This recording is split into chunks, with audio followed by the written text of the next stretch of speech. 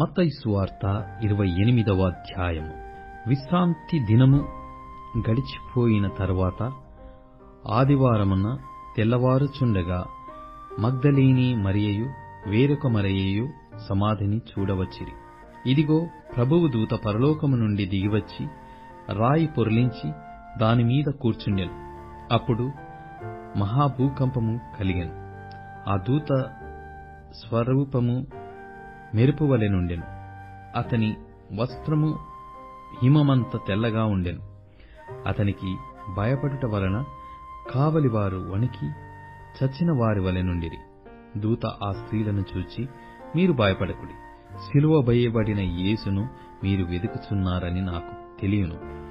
ఆయన ఇక్కడ లేడు, తాను చెప్పినట్టే ఆయన లేచియున్నాడు.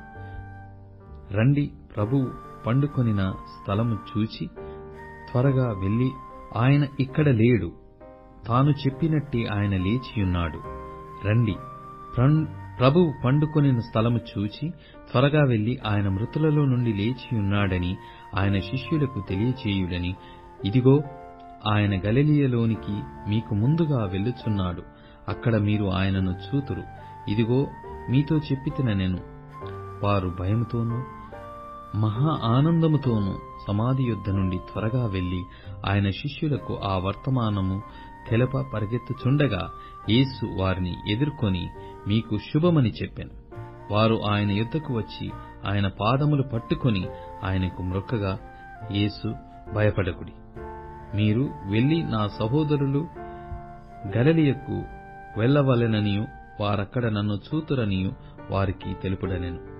వారు వెలుచుండగా కావలివారిలో కొందరు పట్టణములోనికి వచ్చి జరిగిన సంగతులన్నిటినీ ప్రధాన యాజకులతో చెప్పిరి. కాబట్టి వారు పెద్దలతో కూడా వచ్చి ఆలోచన చేసి ఆ సైనికులకు చాలా ద్రవ్యమిచ్చి, మేము నిద్రపోవుచుండగా అతని శిష్యులు రాత్రివేళ వచ్చి అతని ఎత్తుకొని పోయిరని మీరు చెప్పుడి. ఇది అధిపతి చెవినబడిన ఎడల మేమతనిని సమ్మతించి మీకేమీయు తొందర కలగకుండా చేతుమని చెప్పిరి. అప్పుడు వారు ఆ ద్రవ్యం తీసుకుని తమకు బోధింపబడిన ప్రకారము చేసిరి. ఈ మాట యూదులలో వ్యాపించి నేటి వరకు ప్రసిద్ధమయ్యున్నది. 11 మంది శిష్యులు యేసు తమకు నిర్ణయించిన గలిలయలోని కొండకు వెళ్ళిరి. వారు ఆయనను చూచి ఆయనకు మ్రొక్కిరిగాని కొందరు సందేహించిరి. అయితే యేసు వారి యొద్దకు వచ్చి, పరలోకమందును భూమి మీదను నాకు సర్వాధికారం ఇయ్యబడి ఉన్నది. కాబట్టి మీరు వెళ్లి సమస్త జనులను శిష్యులుగా చేయుడి. తండ్రి యొక్కయు కుమారుని యొక్కయు పరిశుద్ధాత్మ యొక్కయు నామములోనికి వారికి బాప్తిసమిచ్చుచు, నేను మీకు ఏ సంగతులను ఆజ్ఞాపించితినో వాటినన్నిటినీ గైకొనవలెనని వారికి బోధించుడి. ఇదిగో, నేను యుగ సమాప్తి వరకు సదాకాలము మీతో కూడా ఉన్నానని వారితో చెప్పెను.